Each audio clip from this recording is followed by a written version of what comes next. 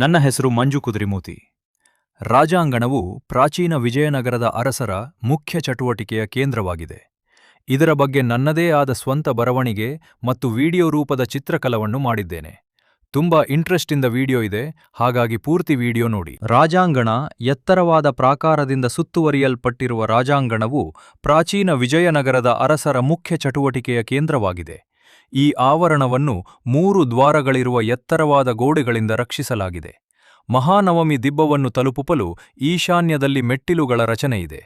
ವಾಯುವ್ಯದಲ್ಲಿ ರಾಜನ ದರ್ಬಾರು ಭವನದ ಪಕ್ಕದಲ್ಲಿ ಪ್ರವೇಶ ದ್ವಾರವಿದೆ. ಈ ದ್ವಾರವು 6 ಸ್ತಂಭಗಳು, ಬಾಗಿಲುವಾಡಗಳ ಮತ್ತು ಹೊಸ್ತಿಲಿನ ತುಣುಕುಗಳಿಂದ ಕೂಡಿದ ರಚನೆಯಾಗಿದೆ. ಪಶ್ಚಿಮ ಭಾಗದ ಮಧ್ಯದಲ್ಲಿ ಸಣ್ಣ ದ್ವಾರವೂ ಇದೆ.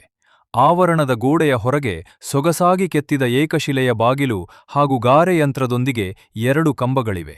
ರಾಜಾಂಗಣದಲ್ಲಿ ಅನೇಕ ಅಡಿಪಾಯಗಳು, ಅಧಿಷ್ಠಾನದ ಮಡಿಕೆಗಳು ಮತ್ತು ವಿವಿಧ ರೀತಿಯ ಕಾರ್ಯಗಳಿಗೆ ಅನುಕೂಲಕರವಾಗಿದ್ದ ಮೂಲ ರಚನೆಗಳಿದ್ದುದನ್ನು ಸೂಚಿಸುವ ಗಾರೆ ಸವರಿದ ನೆಲದ ಪದರಗಳಿವೆ.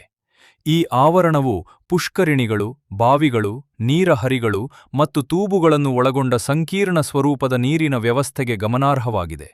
ಈ ಸಂಕೀರ್ಣದ ಗಮನಾರ್ಹ ರಚನೆಗಳೆಂದರೆ ಮಹಾನವಮಿ ದಿಬ್ಬ, ಪ್ರೇಕ್ಷಕರ ಸಭಾಂಗಣ, ನೆಲಸ್ತರದ ಕೋಣೆ, ಸಾರ್ವಜನಿಕ ಸ್ನಾನದ ಕೊಳ, ದೊಡ್ಡ ತೊಟ್ಟಿ ಮತ್ತು ಮೆಟ್ಟಿಲಿರುವ ಪುಷ್ಕರಿಣಿ. ಈ ರಚನೆಗಳು ವಿವಿಧ ಕಾಲಘಟ್ಟಗಳಲ್ಲಿ ನವೀಕರಣಗೊಂಡಿವೆ. ವಿಜಯನಗರ ಸಾಮ್ರಾಜ್ಯದ ಅವಧಿಯುದ್ದಕ್ಕೂ ಈ ಆವರಣವು ನಿರಂತರ ಬಳಕೆಯಲ್ಲಿತ್ತು ಎಂಬುದಕ್ಕೆ ಇವು ಸಾಕ್ಷಿಯಾಗಿವೆ.